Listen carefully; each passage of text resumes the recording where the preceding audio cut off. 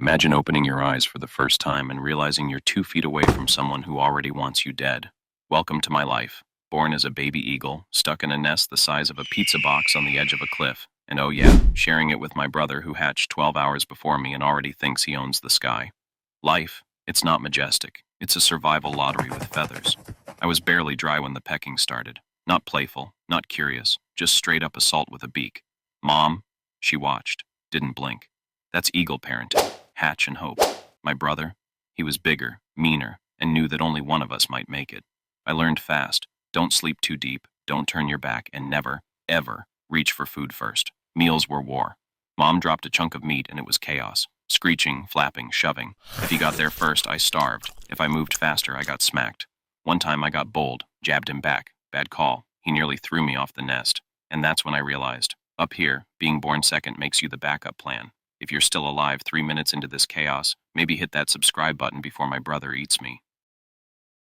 The nights were worse. Cold wind slicing through the twigs we called home, my body shivering, and no one, not even Mom, offered warmth. My brother, he just sprawled out like he paid rent. I curled up, tiny and silent, praying the wind wouldn't tip us into the abyss. You think flying is the scary part?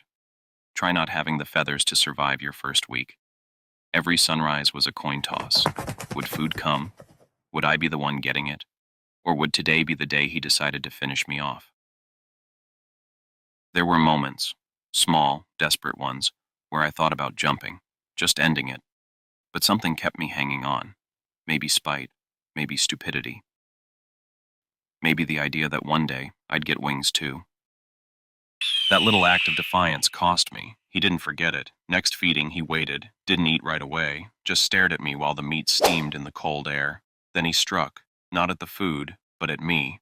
Beak to skull, claws to back. I screamed, but all Mom did was blink. That day, I learned something deeper than pain. You're only family until food hits the nest. Days passed like bruises. My body grew slower than his. My feathers came in patchy. He got strong, I got clever. I stopped fighting. I played weak. Let him win. Let him get cocky. That's how I survived. Not by being better, but by being invisible when it mattered. It wasn't pride, it was strategy.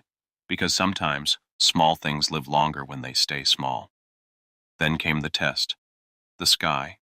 Our bodies were changing. Bones lighter, muscles twitching, wings itching to stretch. But flight isn't instinct. It's trial and terror.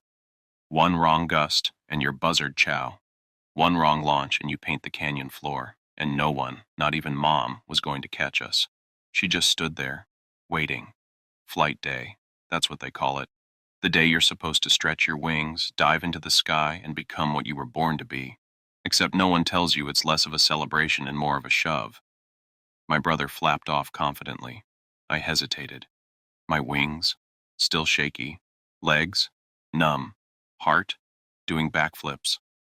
Mom waited nearby, dead-eyed. No encouragement, no warmth, just instinct. I was either going to soar or be someone else's breakfast. I stepped to the edge. Wind roared past like it had somewhere better to be. My brother circled above, already mastering the air. I looked down, jagged rocks, shadows, death in 4K resolution. My body screamed, "Don't." My gut whispered, "Jump." And then I did. Not because I believed in myself, but because staying meant starvation. Falling felt like freedom, until it didn't. One wing caught the draft, the other lagged. I spun, dropped, screamed, and that's when the sky caught me. The air didn't hold me gently. It punched me, flipped me, slapped me straight. Instinct kicked in where training didn't. I flapped, I flailed, I flew. Kinda. My first flight was less majestic eagle and more frantic paper bag, but I didn't crash. That was the win. I leveled out, heart pounding like a war drum. Below, my brother screeched and dove past me, just to remind me who was better. I didn't care. I was alive. That was enough. For now. The sky had rules, and I was just learning them. Drafts, thermals, predators in the clouds. A hawk darted past me once, and I nearly forgot how to flap. My brother? He was already doing loops, showing off. Showboating got him noticed. A bigger shadow appeared. An adult. Not Mom, not Dad. Another eagle, not family. He locked eyes on my brother like he was lunch in midair.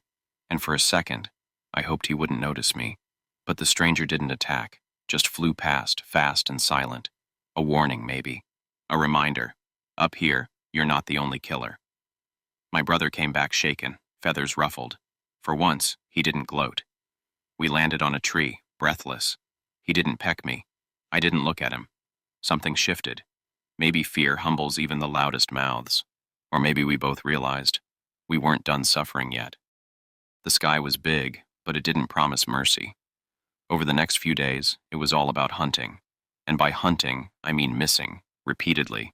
Mice that vanished like ghosts, fish that mocked me with every splash. Every dive felt like a gamble. One time I hit the water so hard I thought I broke my beak. I came up soaked, empty-taloned, and humiliated. My brother watched from above, didn't laugh, didn't help, just waited. Because in the eagle world, no one teaches you how to kill. They just watch to see if you can. The day I finally caught something, it wasn't glorious. It was a squirrel, half dead already, limping through brush. I dropped like a stone, grabbed it, missed, tried again, and finally felt its weight in my talons. My heart was thumping, not from pride but from disbelief. I looked up. My brother was perched nearby, watching. He didn't attack, didn't steal it, just blinked. A nod maybe, or indigestion, hard to tell. Either way I ate, and for the first time, I wasn't starving. Weeks passed. My feathers filled in. My dive got sharper. My brother still flew higher, but I no longer cared. We didn't fight anymore. We just existed, wings apart, paths tangled but separate. I saw our nest once, far below. Just a mess of sticks clinging to a cliff. Funny how a place that felt like a prison could look so small from up here. Being born an eagle doesn't mean glory. It means falling, failing, and figuring it out before the ground finds you. It means pain, hunger, betrayal, windburn, frostbite, talon bruises, and silent meals. It means becoming a predator by surviving your own family first. It means flying because the only other option is death. And trust me, the sky is not soft. I learned to fly. I learned to hunt. But more importantly, I learned that being majestic isn't a birthright. It's a performance. One that starts with blood and ends with silence. So yeah, maybe from the outside we look powerful, regal, untouchable. But from where I'm flying, it still sucks to be born an eagle. So next time you see one of us circling up there, know this. That bird had to fight through starvation, betrayal, gravity, and trauma to earn those wings. No one handed it anything. And every flap you see, it's powered by pain. The pain of being born into a world that expected you to be a killer before you could even walk. So that's my story. Not majestic, not noble, just a tale of feathers and teeth and fear. But if I made it, maybe you can too, especially if you're born into a world that wants you to fail. And now, I want to hear from you. If you were born as any bird of prey, which one would you choose, and why?